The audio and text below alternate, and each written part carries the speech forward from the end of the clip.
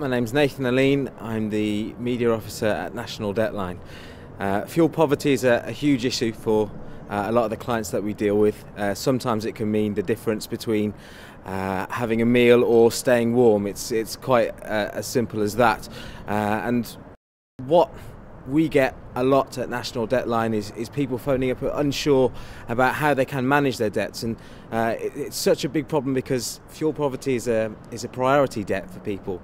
If the fuel gets cut off, there are very serious implications that can lead beyond that. So it's very important, and it really is an important issue for people that contact National Debtline.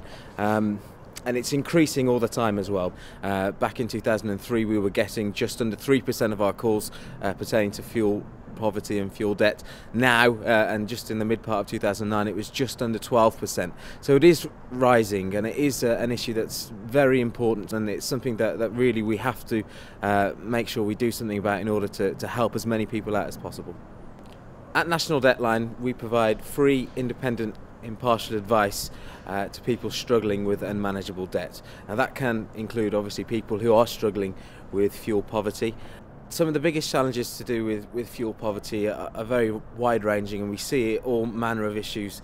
Things like individual infrastructure, so old boilers for example, or even underfloor electric heating. Now people, no matter how hard they budget, can find themselves falling into unmanageable debt and fuel poverty because of the fact that these things are so expensive to run. One of the biggest problems though that we do find is the introduction of prepayment meters. Now one of the things that this can mean is that prepayment meters are often in houses where the people are on lower incomes, and yet the tariffs for prepayment meters are often higher than in houses that don't have them, which obviously exacerbates the problem. It's very important for people struggling with unmanageable debt and who find themselves in fuel poverty and unable to pay their bills that they take all the assistance that is out there as much as possible. So that's contacting organisations such as National Debtline and speaking to a trained advisor to make sure they're getting the advice and direction that they need in order to help them out of their situation.